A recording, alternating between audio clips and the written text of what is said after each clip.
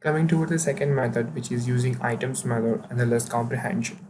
So what does the items method does is it's going to go through each and every iterations of our dictionaries. That means it's going to go through each and every key under the value of our dictionary, and it's going to return them as a list over there.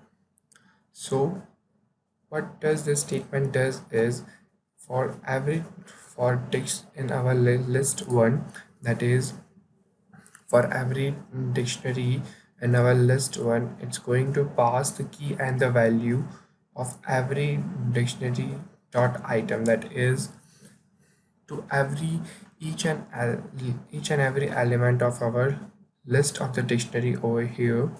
It's going to pass them, and we are again converting it into the dictionary while changing the data type of our value to the float, and then we are printing it out.